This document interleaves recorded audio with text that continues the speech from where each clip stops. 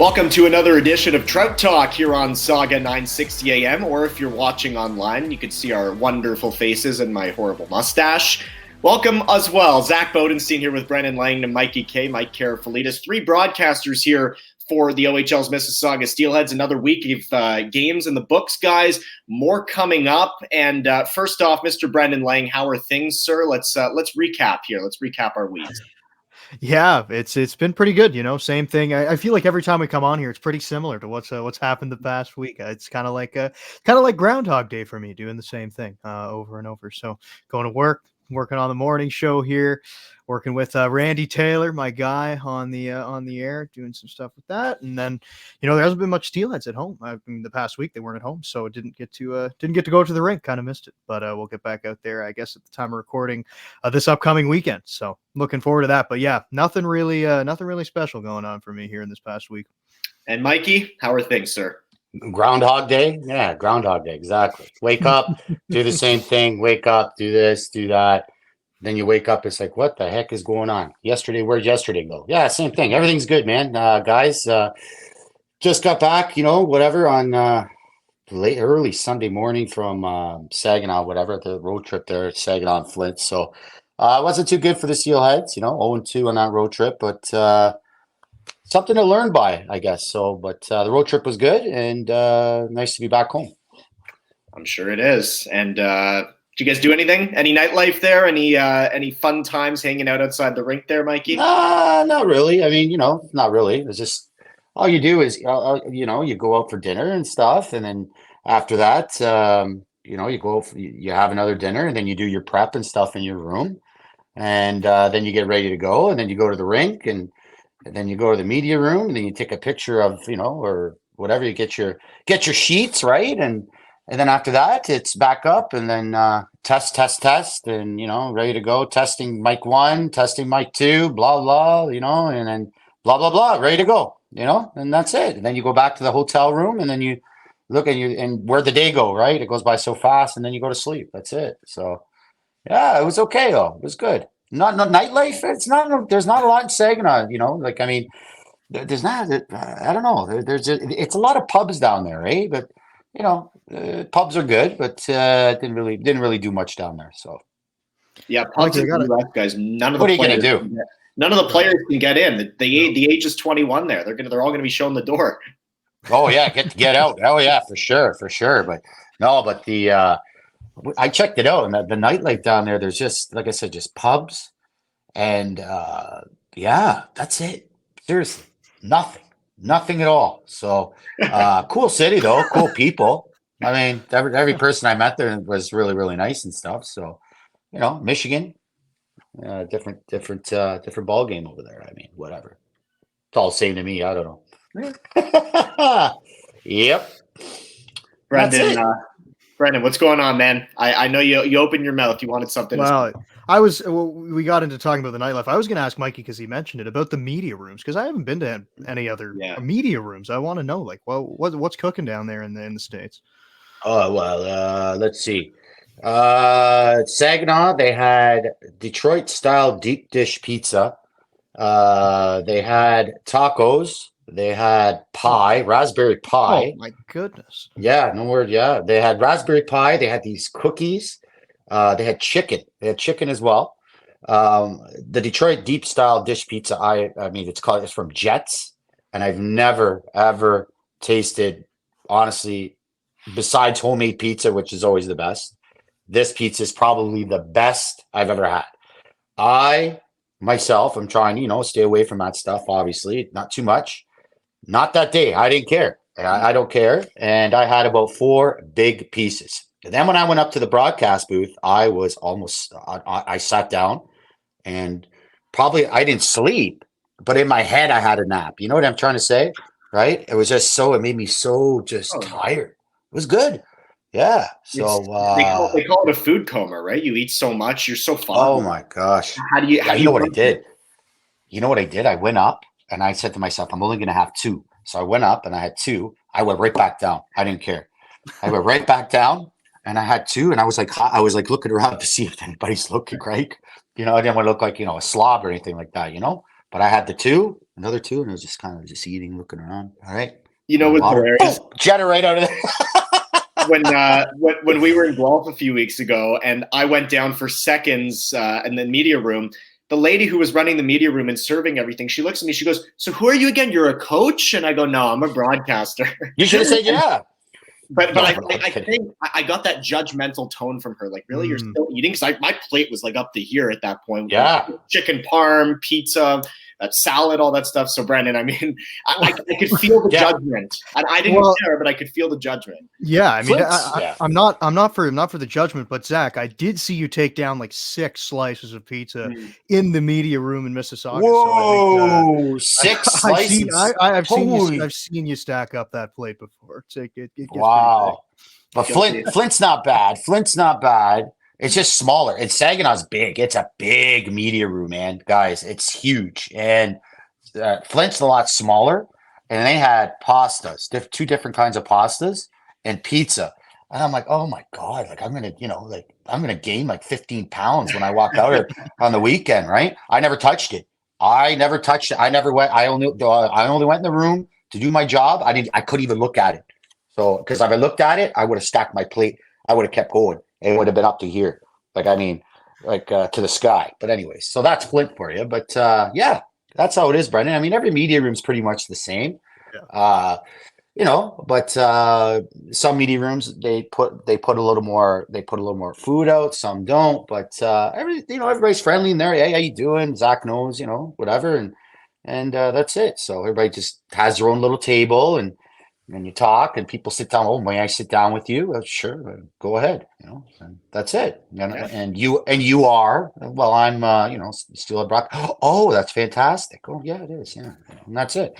And then you just talk and that's it. So very, very nice, and be professional, and that's the way she goes, as Ray says. So. That's the thing about the OHL, right? Everybody's friendly. We're all there to just have a good time, watch some hockey, and cover it. And it's it's what we love to do. It's a passion project. And Saginaw, they're going to have their media room a little bit more full this spring because they're hosting the Memorial Cup. But what a showing they had against the Steelheads. Now, back in Mississauga, when the Steelheads beat Saginaw, the shot clock was still kind of one-sided. But, Mikey, you were in Saginaw, and the Steelheads couldn't pull it out this time. In your mind, what was that game like? Well, Steelheads got off that 2-0 lead right off of the bat, and Martone and Macnell, real similar goals, being Lalonde forehand backhand right over his pad. Beautiful. And they looked good right off of the start.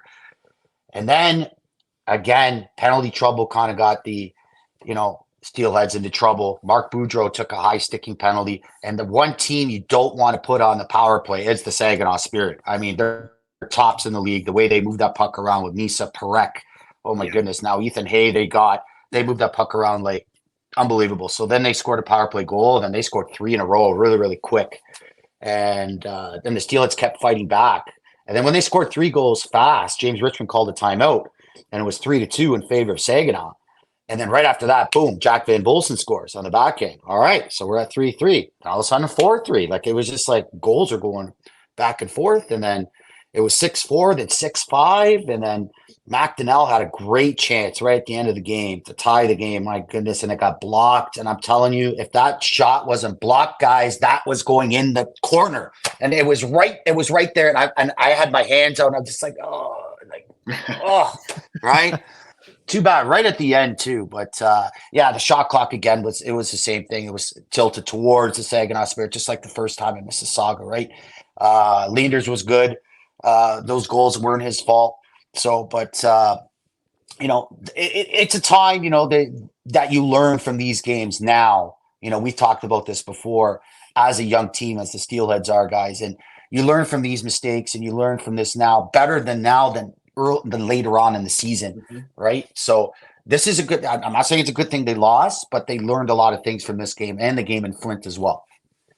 Yep, Flint was a one-sided game, Brendan, at least on the scoreboard. And again, these are good teams. These are really good teams, and you're on the road, travel, all that stuff, young team, all those are factors. Yeah, no, they definitely are, and I think, I mean, I'm not going to try to break down the game like Mikey did there because again, I didn't see much of it. I wasn't in the building, but yeah, I mean, a lopsided game.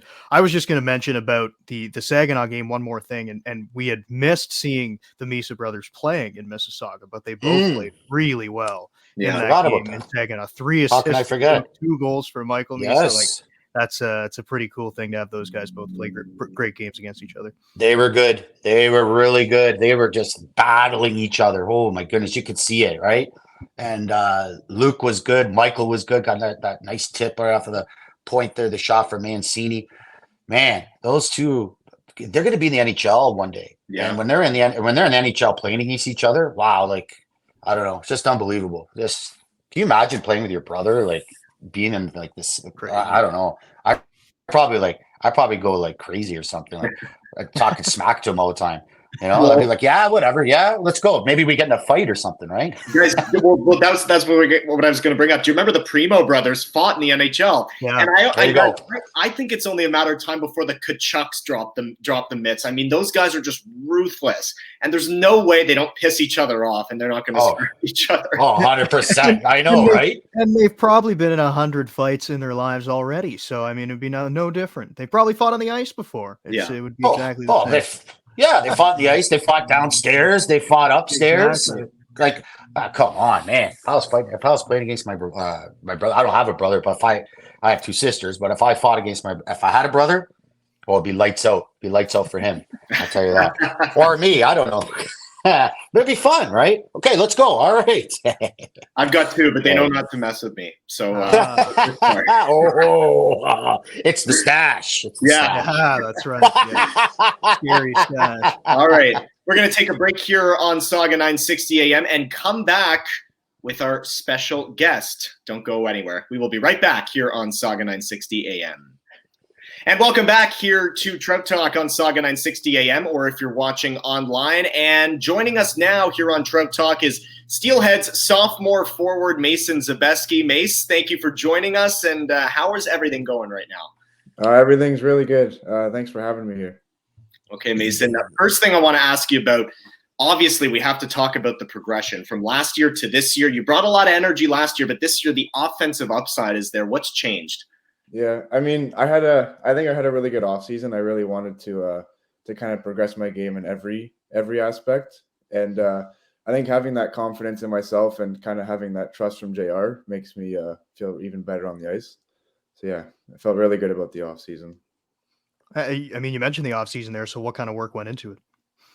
Yeah, I really focus in the gym, mostly getting stronger because the way I play, I feel like I have to be one of the stronger guys on the ice. So I really focus on getting stronger, shooting more pucks, and a lot of my skating too. A lot of skating coaches. Mason, don't be so nervous, eh? First of all, I mean, you're not nervous. You're not nervous like that with me. Now you're nervous right now. No. I can tell by your face. Oh, you're tired. Are you tired? I'm not used to this. I'm not used to this. No, that's okay. All right. So, the guys talked about your progression, all that kind of stuff. You know your C rating, right? The 2022, 2023 NHL Central Scouting. You know your C. Okay. How does that make you feel? How did that make you feel when you saw that? I wasn't expecting that at all. So it was really cool to get that call from my agent. Yeah, it's really cool to see all 7 guys from our team be on that list. I think that's pretty impressive for one team. And it's nice to kind of be in it with all of them. What have the conversations been like amongst you guys? I mean, 7 of you guys are on the radar, and Porter's not eligible till next year. He would be an 8th, obviously. So how has that kind of gone into it? Because, I mean, at least you have your teammates there with you on that list, like you said. Yeah, I mean, we all it's hard to bring that up in conversations with each other because we all just try to have fun, obviously. But you kind of see it on the ice. We're all so close. We're all such a good players. It's just super fun being with them all the time too. And from a lot of players that we've talked to and coaches as well, and JR said this a bunch of times when we talked to him, that this is maybe the closest team that he's had here with Mississauga. Do you feel there's a difference from last year? Because by all accounts, it's always been a close team throughout the years, but for some reason, all the players, the coaching staff seem to say this year is even different than the past ones. Yeah, I mean, you've heard it a lot. Like the group is pretty special. I think I'm close with every single player on the team. I think everyone else can say the same thing. Like we're always out together. We always do stuff outside the rink, within the rink. So it's really, really easy to play on the ice with all of them because we're just so close together off the ice. All right, very short answers, Mason. My goodness, yeah. Like again, like I'm gonna keep bugging you about this. You're not very short answers with me when I ask you something. But anyway, I think it's because you're on this. You're here. I could tell you're just okay. Here we go. All right. So here's my question to you. All right. So let's talk about the weekend, my man. Let's talk about the weekend against the Saginaw Spirit and against the Flint Firebirds. You guys got off to, a good start against Saginaw Spirit, 2-0. Talk about Saginaw first, and then we'll talk about Flint. What happened? I mean, obviously, Saginaw is a really good team. They're hosting the Memorial Cup, so they're going to be a good team. I think we came off really hot. I think defensively, we kind of made a few mistakes. We got a lockdown. Giving up that many shots too is absurd. And it's also our first big road trip as a team. Like we have a lot of young guys on our team. We're a big young group. So I think kind of getting used to those trips and just being more together on the trips will probably help us in the future. But you can kind of notice how not everyone's used to it right away. It was the same thing last year. A lot of us were like kind of stumped on the first trip. We didn't really know how to prepare for games, stuff like that. So I think like as me and like a lot of the older guys, we should probably take that upon ourselves to kind of help the younger guys and kind of be more leaders for them and guiding them on these road trips. All right, well done. Well said. Well said. Couldn't have said that better myself. My goodness. See, ladies and gentlemen, this is a player right now that's ready for the NHL. The ladies talking. That's why you're a C rating, right? You got the attitude too. Anyways, sorry, Zach. But Mason, what's it like? I mean, you guys are all kind of around the same age. You've got 2 OAs right now, and you mentioned it yourself. You called yourself one of the older guys on the team. You're a second-year player. What's that like? It's a young team. Yeah. I mean, it does feel like we're all the same age. I think we're very mature. We're very mature for our young age, I guess. But like it doesn't seem like anyone's older or younger than me. Like I can have the same conversations with, let's say, Ivan Kovic that I will with Sharpie. Like it's all the same. I think everyone acts the same age. We all hang out the same. We all have the same interests. So it's really easy to kind of bond with everybody. I think that's why we're doing so good. Love that. And you'd mentioned there about the kind of the road trips and trying to lead the younger guys through that. So what does that look like? Like what kind of advice would you be giving a young player about going on these types of trips? Yeah, I think it's just getting kind of in like a somewhat of a comfortable preparation before the game. So like there's not much that we can do in our hotels, especially in like a city like Saginaw. Like there was really nowhere to go. So like a lot of us will go for walks. Like we ended up walking to Target, buying a basketball, and just kind of flying. Like, there's nothing much we can do. So kind of getting in like a similar routine that you would at home. Like maybe if you go for a walk or like a bike ride in the morning, try to mimic that on the road. But yeah, I think kind of making everyone included in those activities too is probably more of a key than just kind of staying on your own. Mason, how far was Target from there? From the hotel? Because I guess I was too lazy. I just asking. It was like a 15-20 minute walk. Okay, that's why I didn't go. Yeah, all right. So yeah, that's why I didn't go. I looked at my phone and I said, yeah, that's too far for me. So anyways, well, you know what? Your billet mom. I want to talk about your billet mom for a second here. Being, that kind of lifestyle, of course. What kind of meals does she make you, and how much do you eat a day? I live at home, so nothing changed. Excuse me. Oh, yeah. All right. I live home, but yeah, my mom she'll always pack. She'll make me a breakfast in the morning. She'll pack me a lunch for the rink, and then an extra snack for the way home, and then I come home, have dinner or two. Yeah. But yeah, what do you eat? She puts a lot of work into it. I bet she does. Well, how much do you eat a day? Like $300 in food? I have no idea. I eat what I see. All right. Last thing. Did you hear the goal song in Saginaw? I want to ask you that. I wasn't. You never hear? Oh, I want to dance with somebody. What? Like I just looked like everybody was going to start dancing with each other or something every time. I don't know. I never heard a goal song like that. I just said, you never heard? Okay. I don't even hear ours, to be honest. I always black out when we score. Well, I was going to ask, like, what is your goal song? Like, I can't even remember what it is. I don't remember it from last year either. I don't remember any of them. So if you had to customize, like the Buffalo Sabres, if you guys don't know, they customize their goal songs. What would Mason Zebeski's tune be if he's putting one in the back of the net? Rap. I honestly have no idea. I've never really even thought about it, to be honest. I liked the Hamilton one that one year, the one by, I think it was Hypnotize Me. Oh yeah. I know it's like it's weird saying it as a Steelhead, but I did like that one. That's yeah. But if We're gonna.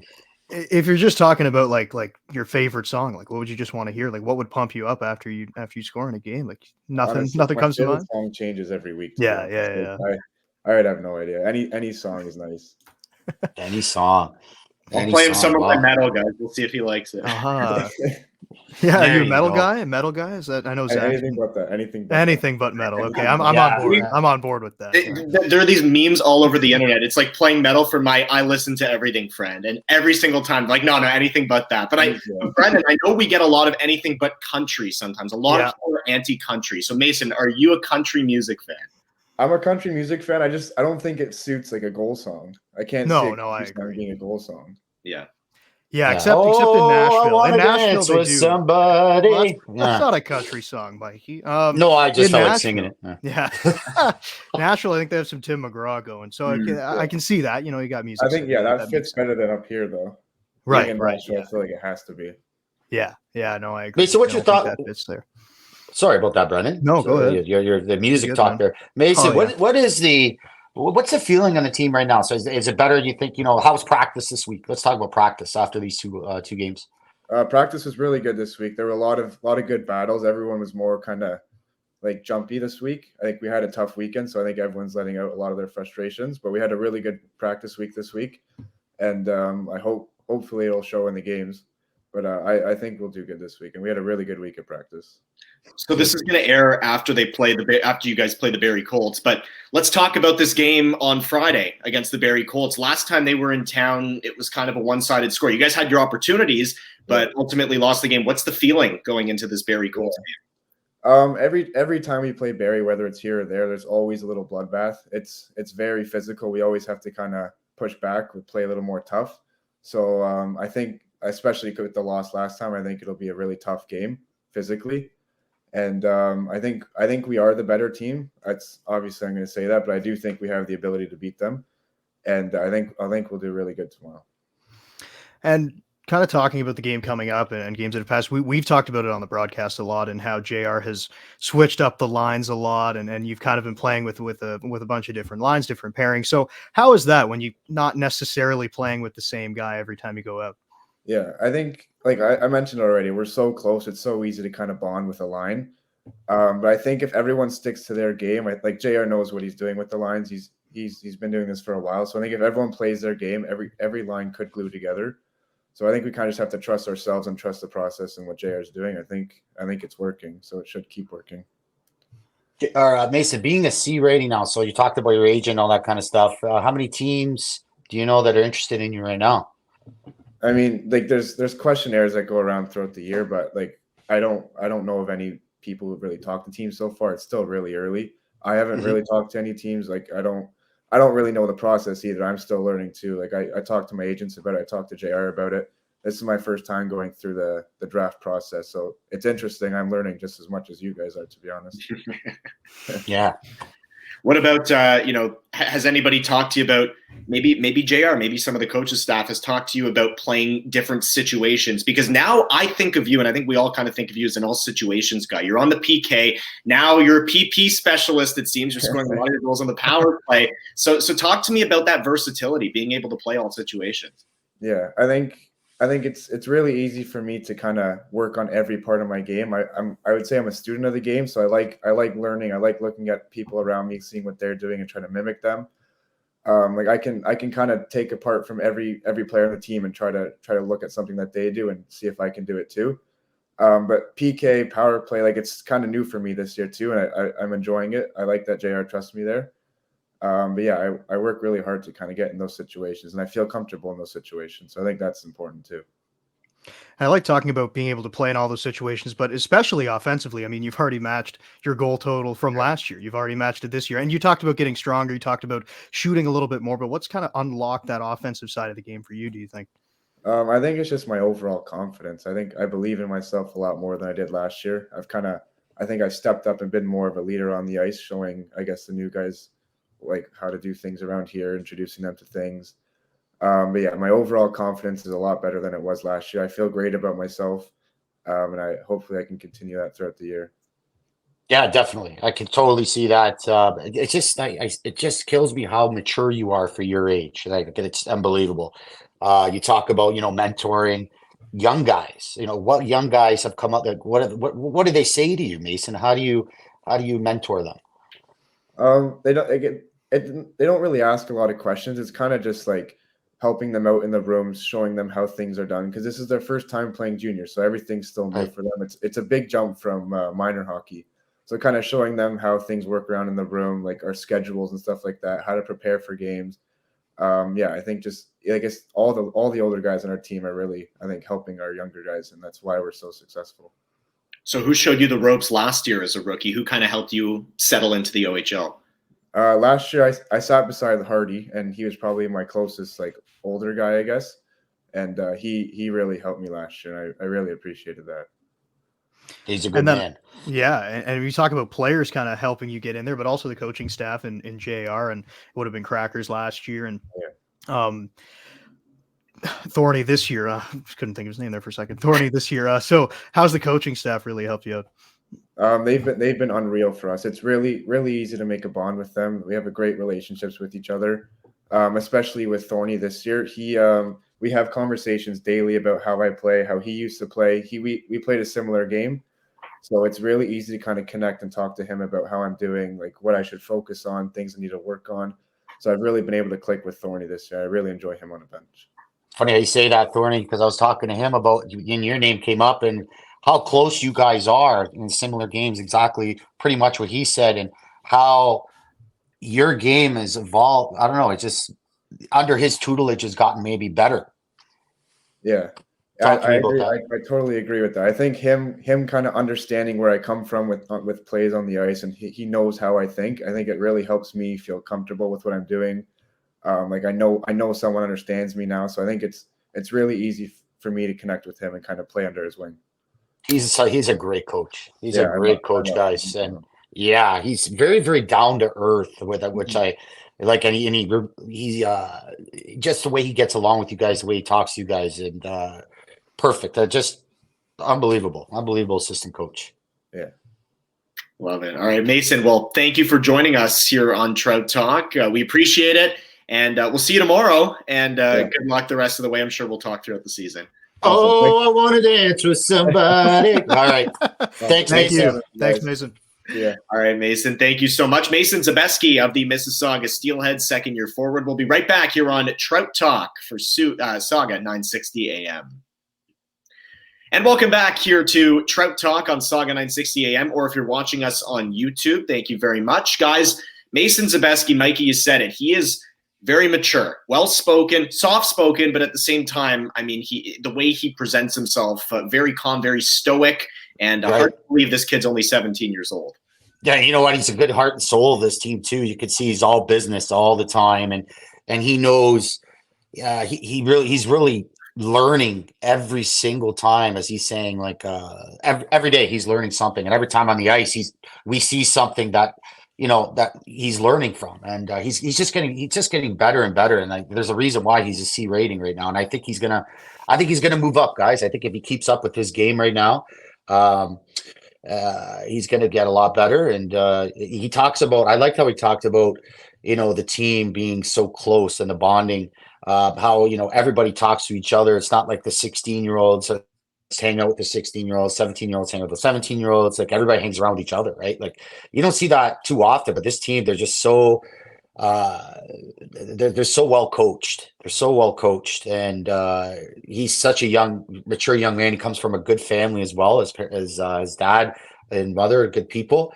So you can totally see it. He's just getting bigger and bigger, and I can't believe how much bigger he got from last year. My goodness, like he was just like a little scrawny kid last year, right? And now he's just like, oh, hey, look at me, right? So now, the first time we noticed that was at the Steelheads golf tournament. Remember, we saw him there, yes, and we're like, "Oh my goodness, he looks like a completely different guy." Like, I know. yeah, it was, and it's so funny that he said it. It kind of threw me off when he said it, that he's one of the older guys on the team. I was like, what?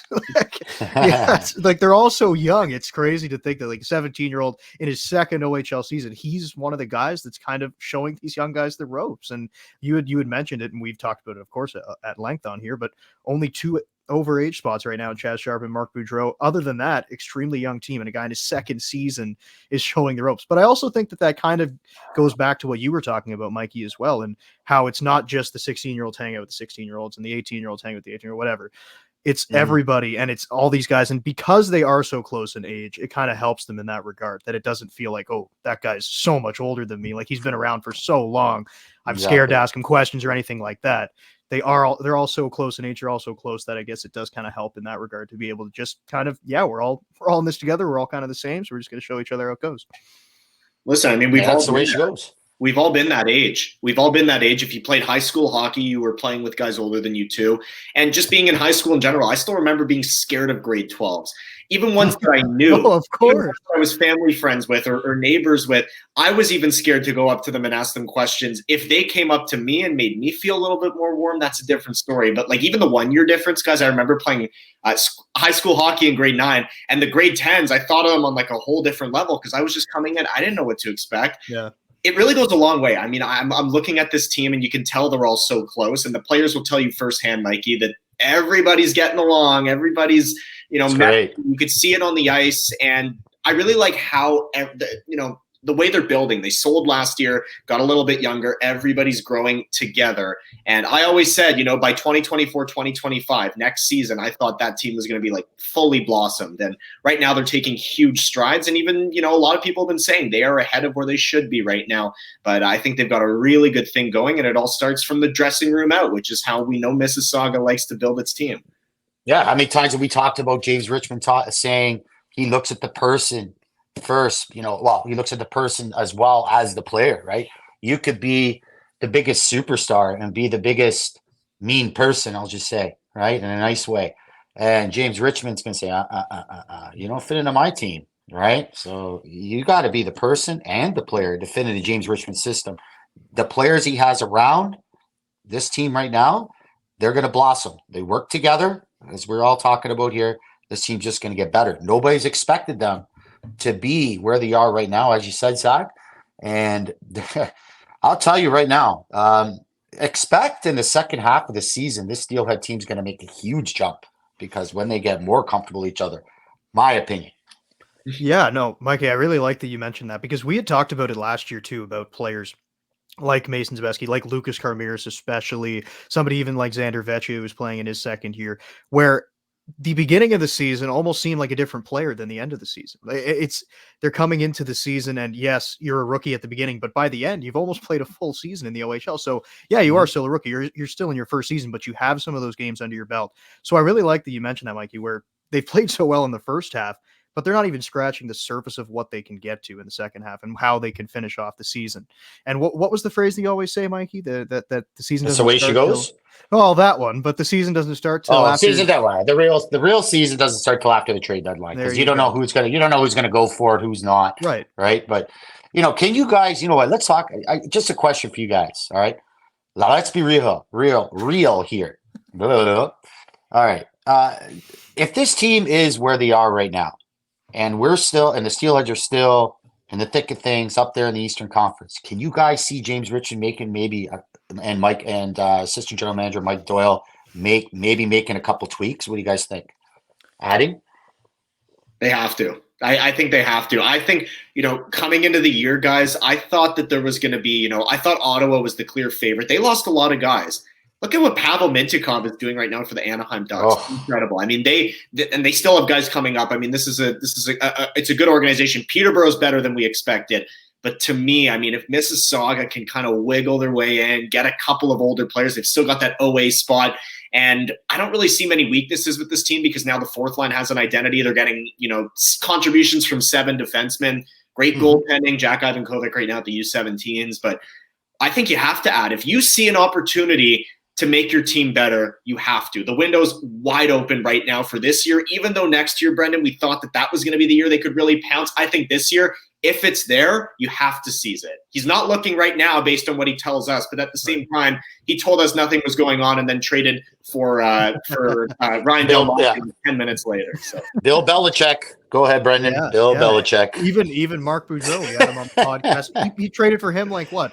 Was it before the first game of the season, like 2 days before, something like that? So, yeah, exactly. So, I mean, he always has something going on that, of course, he's not going to tell us everything. And he's got some stuff in the works. I don't think it'll be a move where it sells off any part of the future too much, where because again, this team is, but especially in junior hockey, and it's known that your window is not very big.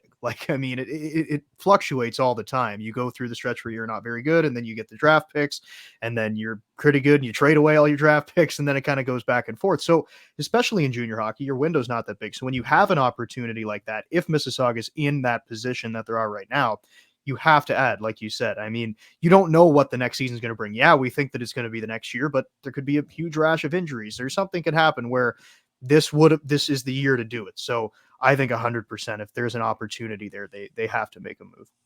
There's 4. What is it? You're allowed 3 overagers. Now there's some teams out there, and I think you're allowed 3 overagers until January, and then you have to unload the other overagers. If you have 4, you have to unload 1. You can only have 3 on your team. So it's going to be interesting to see come January what overagers are going to be available. Most, in our opinion, most likely JR is going to add somebody, an overager. I think probably an older guy, right? Yeah. Who's that going to be? Who's out there right now? I know Sudbury's got 4. There's a lot of teams that got 4 right now, so that are hanging on to 4. So it'll be interesting to see, what happens with this team come trade deadline if they keep up what they're doing. And the thing is, they could probably get one cheap. I mean, you look at 2 overagers that they acquired this year for 15th round picks. Del Monte didn't work out fine. Mark Boudreau, to say he's worked out, it's been an understatement. He has been tremendous for this team. And it doesn't look like Kai Schwindt's going to come back, guys. He's been in the ECHL now. I think Florida kind of wants to keep him in that pro level and then hopefully him jump up next year. But it doesn't look like he's going to come back. And I know JR's not expecting him to come back. You have to proceed as if he's not going to. So you're right, Mike. I think they can get somebody very cheap at this point. You mentioned Sudbury. They've got a little bit of a weird situation now. They had to move Jakub Kromiak out because Dvorsky committed, and they've still got a little bit of an overcrowding problem there. So Mississauga can take advantage. This is a good team already. It's young, and it's got that spot open for them right now. We are talking about trades. How about Niagara pouncing on another deal with the London Knights? Their death, taxes, and the Niagara Ice Dogs making trade. The 3 things that are guaranteed in life, boys. Brody Crane going to the Niagara Ice Dogs for Chris O'Flaherty, 2 and a 4th rounder. So Niagara, I mean, they're always tinkering with their roster. Whoever wants to take this one, I mean, let's talk about that. Brody Crane goes from one of the favorites, maybe from the best team in the OHL, down to the Niagara Ice Dogs. Yeah, it was kind of a surprising move to me, not in the sense that Niagara was making a move, like you said, Zach. It's kind of like fantasy hockey over there in Niagara. We got trades going on all the time. But yeah, I really wasn't expecting this type of move to come down the wire for the Ice Dogs. And I can understand it from their point of view in the sense that they've been in the basement for a long time. Like you don't want to be down there for too long. Like at some point you got to start digging your way out of it. So I understand acquiring a guy with the skill, with the talent of Brody Crane, but I really didn't see this type of deal coming for the Niagara Ice Dogs. I don't know what to say. I mean, it just seems like London and Mark Hunter and the Niagara Ice Dogs, it's like they're on speed dial with each other. How many trades have they made with each other, right? Mikey Levin, who else? Man, they've got like 3 London Knights over there. Ryan Humphreys over there as well. Yeah. And my goodness, it's just another one goes over there now. And I don't know, the people I talk to in Niagara, they want to get younger, right? They want to get younger and stuff, and they're getting older. They're getting older right now, and they're giving away draft picks. So I that's the direction they want to take. That's fine, but I think that's going to hurt them in the future. I do. Yeah. I mean, I really do. to Brendan's point, that's a really dedicated fan base down there in Niagara. They're always showing up no matter if the team isn't winning or not. And eventually you got to do something to make them happy. Get people in the seats. Should also mention it's been a down year for Brody Crane. He's only got 2 assists in 14 games this year. He hasn't scored yet. What a drop off from last year. He was one of their go-to guys for the team that was a win away from the OHL championship and going to the Memorial Cup. I mean, I haven't watched too much of Brody Crane this year. A lot of the talk with the Niagara Ice Dogs has been on Sam Dickinson and Easton Cowan. But Crane, not intended, Crane has fallen down. Yeah, I would say. Yeah, I would say. So they got Crane has fallen down. I like that one. The Crane has fallen. No, but Brendan, I'll let you take this one, buddy. I'll let you take this one. I mean, I don't know what to say. I don't know. This team is just. I don't think there's too much to say. I mean, I think for Niagara, you talked about the season last year, and obviously he was one of their better players on the team last year, and now having a down season. So Niagara just thinking maybe we can buy low, but they still gave away quite a bit of draft picks for him. So I don't know. He's an 04. He's also an 04. So yeah, so he's got a couple years. Yeah, but most that whole team's 04s though, guys. Mostly the whole team is 04s, right? And I don't know. I just think they've given away a lot of draft pick. But hey, that's what they want to do. Maybe they'll get together and they'll make a playoff run, right? So every team's different, I guess you could say. But yeah, I mean, it just seems like, Hunter and Niagara Ice Dogs are on speed dial here. Okay, let's make a trade.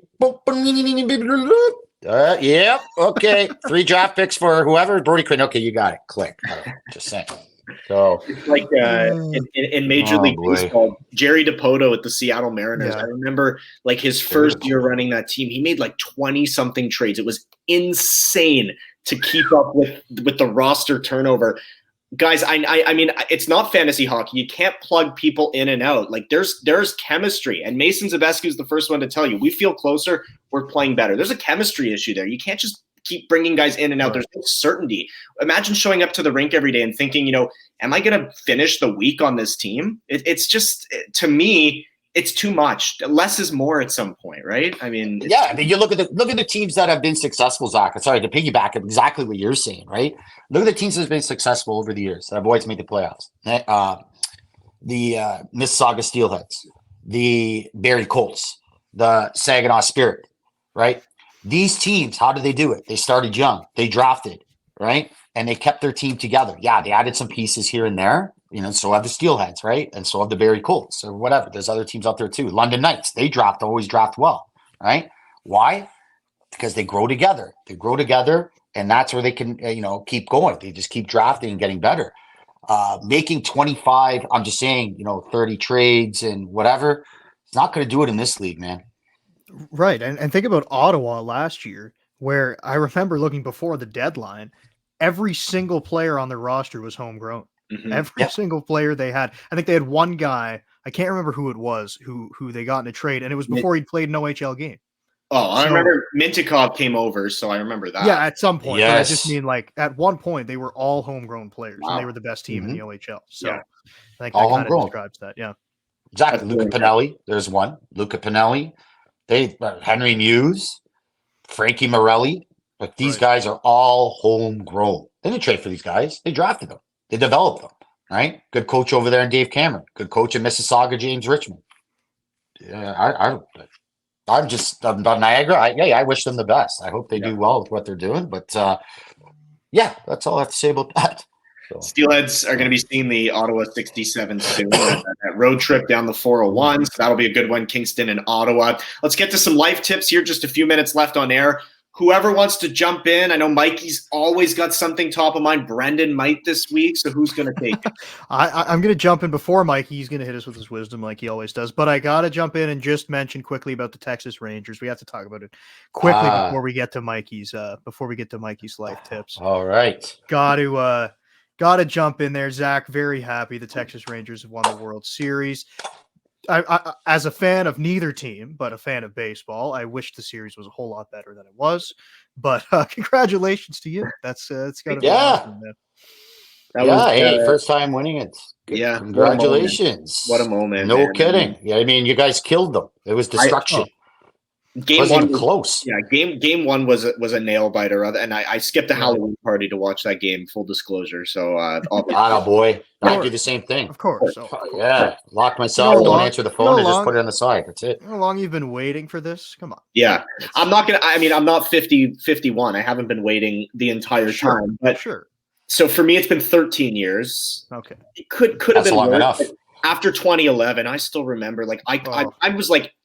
To this day, I'm still in shock they lost that game in that series. Like that, a strike away twice, and they didn't have a DH at the time, so Nelly Cruz was in right field and couldn't catch the ball. Like, I mean, because there was no DH in the National League. The game was in St. Louis, and so since then, I mean, it's been like I watched this video today, and I swear it got me so emotional because it was like they're Texas is a strike away, and then it starts flashing back all the failures, including your Bautista bat flip, whatever. And to just see it happen was amazing. So, I mean, at the end of the day, like, sports are infectious. It's fun to watch. It's fun to support them. Let's hope it's the Steelheads this year, boys. I mean, this team is looking really good. I'm super excited to see what they're building here. And thank you again. Yes, that was great. Is my short answer. Zach's getting a little emotional there. You guys might go back to back. It's a possibility. Where your team think you keep them together. Look good. I think they're going to be better next year because I think they might too. They're key free agents, really, like the bullpen guys or whatever. But Montgomery, they got to get Garver. Doesn't look like he's coming back. But you've got Wyatt Langford coming up, full year of Scherzer, half a year of DeGrom, and essentially it's pretty much the same team. So let's hope. I was a little surprised. I'm not a Max Scherzer fan, but I was a little surprised they didn't qualify Mitch Garver. I was thinking they were going to, but anyways, that's a different conversation. Nice. Well, congratulations to the Texas Rangers and our buddy here, Zach Bodenstein, our friend and colleague. He's a diehard Texas Rangers fan. So thank you. All right. That's fantastic. Quick life tips, Mikey. Anything on your mind? Anything on my mind? I got lots on my mind. I wake up in the morning, I got lots of things in my mind. Let's see. Went for my walks. Everything was fine. I don't know. It's been pretty. You know what? Okay. I got one for you. All right. Okay. So I don't know about you guys. But I continue to barbecue. Right. So life tip: barbecue as long as you want. Keep your barbecue inside of the garage. Right. Some people they say, I'm done with the barbecue. That's it. I'm not opening it up until next, May, April, until the weather gets better. Nope. Open it up. Keep cooking. You want the good food, right? So keep the barbecue open. There's my life tip for you. Hey, that's a good one. I agree with that. I always, when I'm making burgers or something, there'll be snow. I'll put some shoes on. I'll go out in the back deck and walk through the snow. Come on. Why are you closing the barbecue? I know. When it's like 5 steps away to put some stats. Yeah, keep that. It's just like that's what Bubbles did. Bubbles did that in his shed, right? He used to have the burgers ready. He said, "Come on, Randy, I'll put some burgers on the barbecue for you." Everything's better grilled, guys. The charcoal does wonders, and the air fryer is another one I'd recommend. But if you already have a barbecue, use it. There you go. What? It's just going to go to waste for 3-4 months of the year. Why? I know. It's like the crock pot too. Use the crock pot. A crock pot, you can make some good recipes in there. Just, let's do it up, just whatever, and let it simmer. And, I love it all. God, you know what? Life is good. Good. That's all I have to say. As it should be. Yes, absolutely. And life is good for the Mississauga Steelheads. They're off to a strong start this season, and they will look to continue it this weekend and then on the road next weekend. Brendan Lang, Mikey K, Zach Bodenstein, thanks for joining us here on Trout Talk, and we will see you next week.